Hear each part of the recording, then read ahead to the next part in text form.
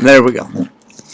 Okay, so in continuation with the first part of the video, the deactivation, I'm going to read you the letter that the AI sent me in my email about why I was deactivated. So here's something I'm going to tell you. If you're going to start doing Instacart, every once in a while you're going to get an email that states something like, make sure to do this, or make sure to not use your own points, or make sure to not accept for points, or anything of that nature, right? Or make sure you start on time, or your deliveries, or the length of time you take to get to a delivery, yada, yada, yada. It comes from the Trust and Safety Department. So, months ago when I started doing Instacart, remember I got a couple of these emails, and I've saved a bunch of them. And it says basically, the recent activity made us want to reach out to you, yada, yada, yada. And just remember not to do this, not to do this or that. So I called them and said, listen, look, I don't know what you're talking about. Why are you sending me this? This is... what you're saying makes no sense to me.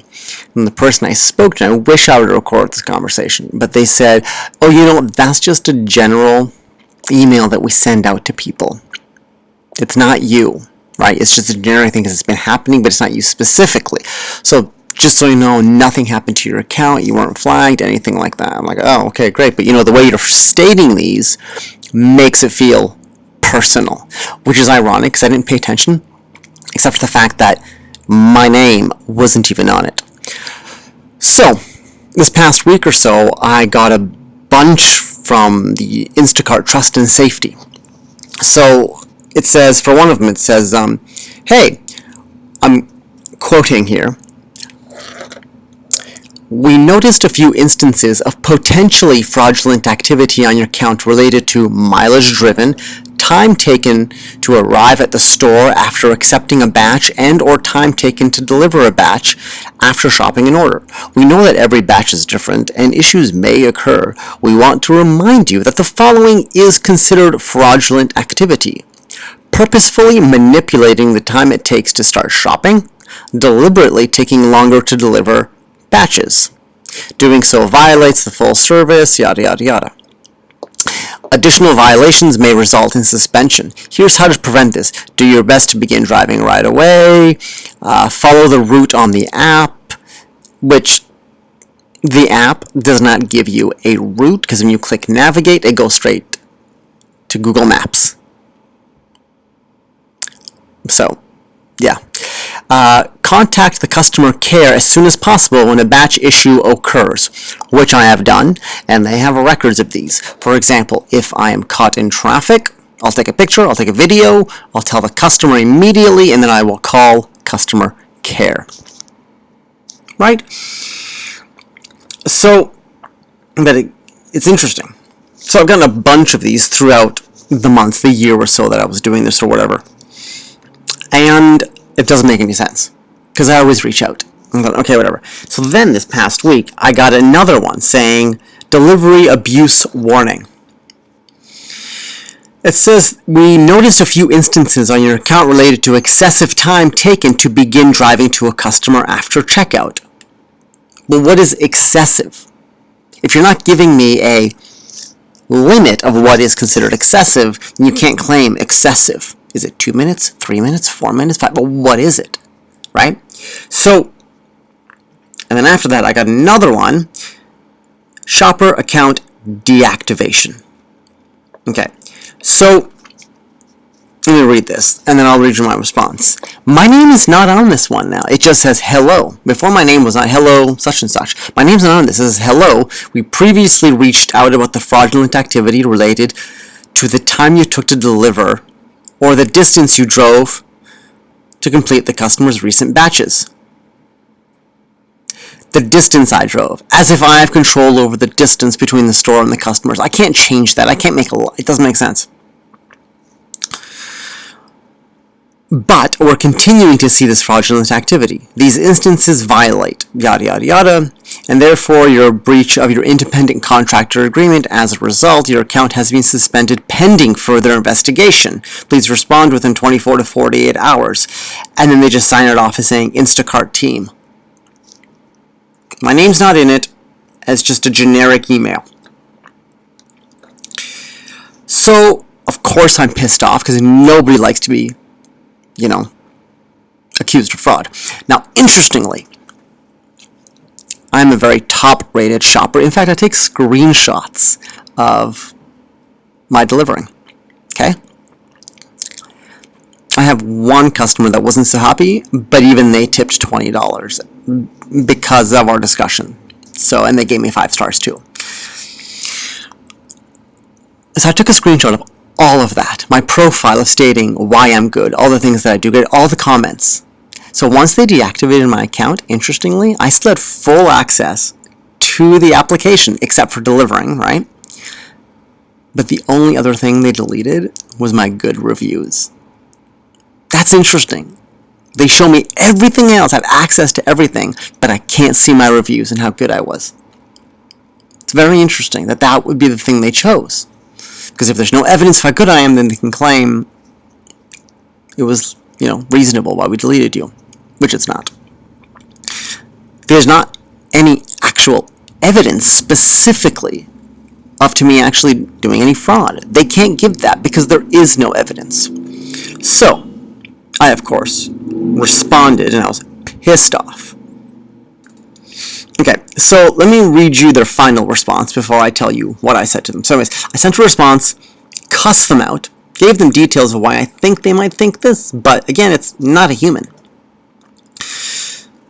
They responded saying, after reviewing your information, we confirmed fraudulent activity. How can you do that? It doesn't make sense. Related to the time taken and or distance driven to complete a customer's batch. Since this breached your independent contractor agreement, your account remains deactivated. You can't provide service on the platform moving forward. Again, they're claiming the distance driven.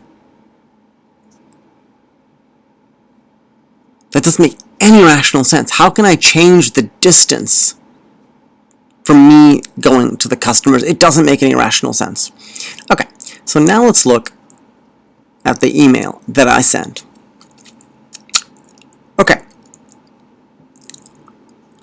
So their first, this is so freaking long, you're going to hate me for this.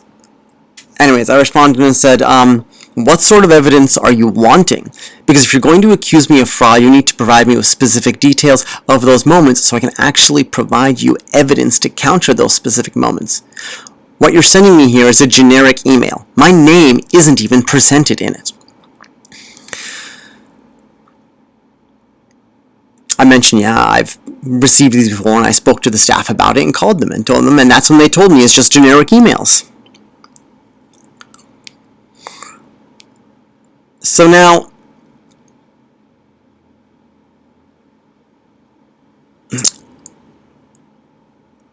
then I tell them, look, if you can't give me specific reasons and actual evidence, then I can't tell you if it's true or not. Not that anybody would admit to fraud, but I'm not sure what they're even claiming.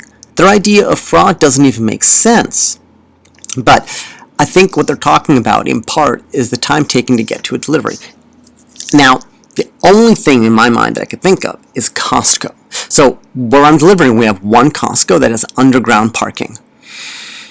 Their internet is bad. Their Wi-Fi is bad. Their data connection, the signals are bad.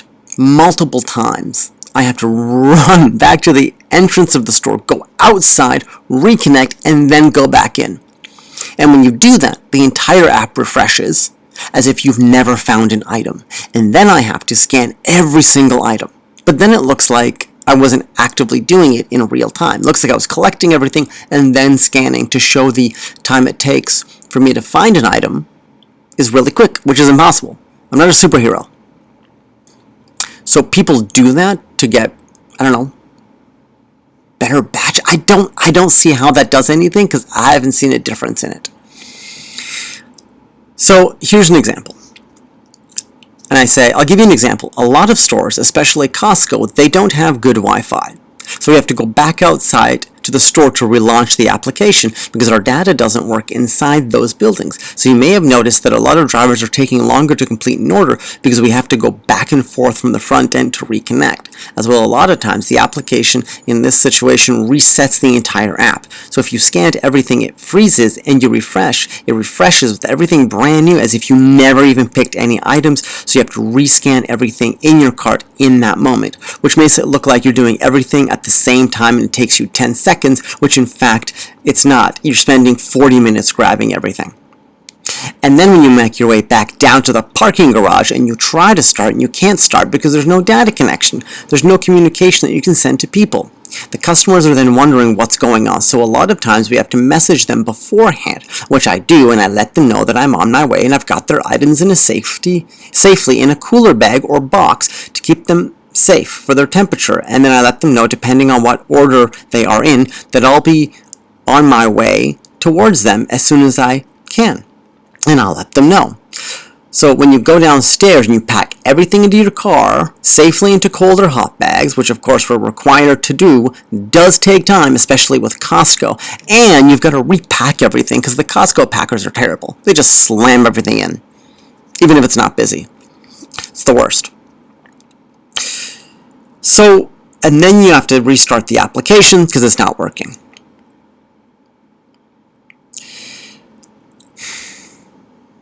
You know, and they say starting something late. Well, starting something late, quote unquote, but also if you have a time limit on how long it should take us to pay for a purchase, because sometimes you're standing at Costco in line for 10-20 minutes. And then to get to the customer, you need to tell us what that time frame is. You can't just tell us and then say, oh, you didn't do it. But what didn't we do? What is the time frame? You're saying it's taking us longer or we're slower or whatever, but you're not telling us how long, right? So unfortunately right now we have the FIFA games happening and a lot of traffic and a lot of roads are closed off. So for example, one of the Costco's is completely closed off to vehicles. You can't get in during the actual game itself. So we have to drive to another city. I've called them on this and I've told them, I've taken pictures. I cannot access. They've cut it off. You cannot get in with a vehicle. So this is the time frame where they sent me these messages. There's rational reasons for this. Unfortunately, there's no evidence of fraud happening, I said, in any way. This is so generic. You know? And I called them and I said, look, my name's not in here. You're signing off with the generic. Team thanks you. Hope you understand. I mean, it's AI and it's not accurate. It doesn't make any sense. Then the final email, after they said, we hope you understand our decision. I said, no, actually, I don't understand. And you're not giving me any specific details and any specific dates or anything, any shape, way, or form. I did not commit fraud in any shape, way, or form. And you need to stop using AI to look at metrics and deliveries because you're not understanding this. I am top rated. How can I do fraud then if I'm top rated? It doesn't make any sense. So, and then I go on, because I'm hoping it'll read it. I say, please reinstate me, and I'm begging you, connect me with a real human. Connect me with a real human. Stop reading this. If you're reading this right now, connect me with an actual... I repeated that because sometimes an AI will... if you repeat that same thing, like for example on Uber, if you keep saying the word agent, it'll eventually connect you with a real human. So, you know, I just said, look, give me a real logical person to speak to. Either way, I said, I'm contacting a lawyer. Because you have no evidence, and this is my life you're dealing with. You know, I've really struggled over the last couple of years trying to transition out of entertainment, and it's almost impossible to find work. There's more people than actual jobs now. This is my life, and right now, if I can't work, I'll probably be able to pay my rent next month, and like the next, 7 days, and some bills, but I'm not going to make it till September unless I work. It's not possible. It's not. Right? It's impossible. So that was what I said to them. So unfortunately, and they're not even the worst company. Uber is worse, but wait for my next video. Okay, and anyways, in the next video coming up, I even did an interview with CTV about a part of this issue in taxes. That's the next video. And then I'll talk about Uber in the third one. For this section. So yeah, get ready to be accused of fraud if you're signing up with Instacart, even if you're not.